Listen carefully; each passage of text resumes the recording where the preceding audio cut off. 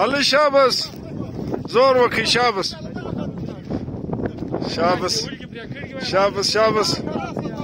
شابس شابس هلې ملایان خلک یې سرونه دغه خو انسانان ګزارول غټ غټ پلان مو ګزارول طارق شابس ونو لږ لا پاتې دی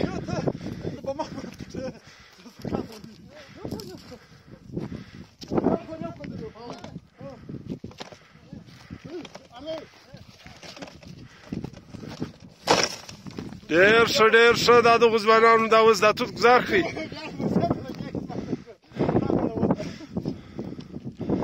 دا پخوانی ریکارډ یې مات کړي دا خلکو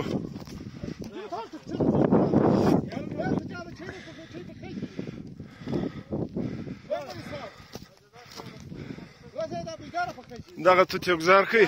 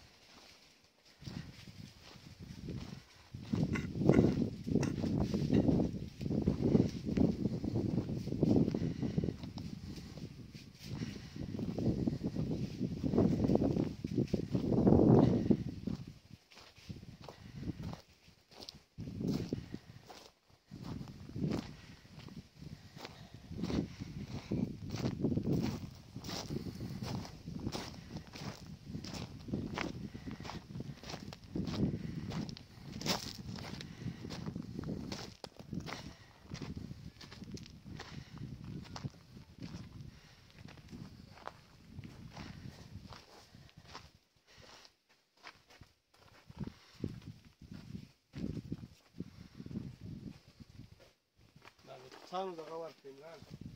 دا د ډېره عمر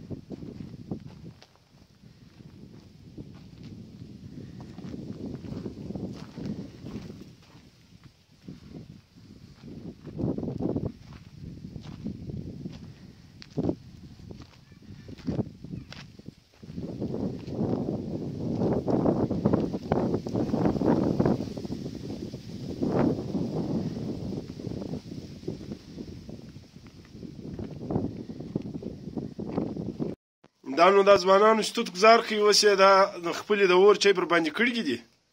نو ښایسته ښایسته طالبان راغلي وو هغو ډېر زور وکړي ګور چې څه پر وویلې توت دغه یو دم ګزار شو دا نو د اعظم لالا همزولی توت والی د ډېر عمر والی دغه د طارق خان هغو په مځکه کې وګور چې نیکهګانو کرلی وو که څه ته راکیسه و بهرحال خو ډېر پخوانی توت د پیرون مسکین همزولی وو دا اوس چای را پخې طارقه و د خیره څه ته را چای به را پخې کړې دغه دی شنې پاڼې وراچوم شیدې وراچوم چا ول دی نن کشمیري چای در پخې کشمیري چای ښه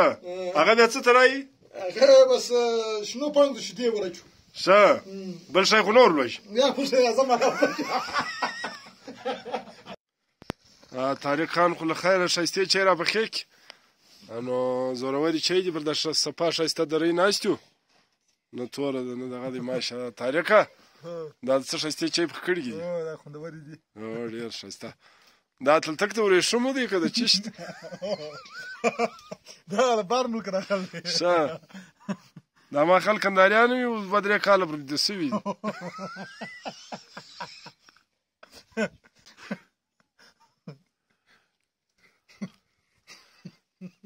هغه مرغون ته مې یو کپر واچوه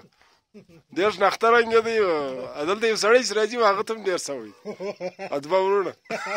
نومان یې ما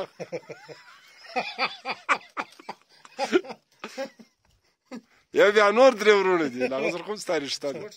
وای یو بسکوټ په بیا ده بسکوټ په بیا د اختر پر ورځ تر دیواله اړولو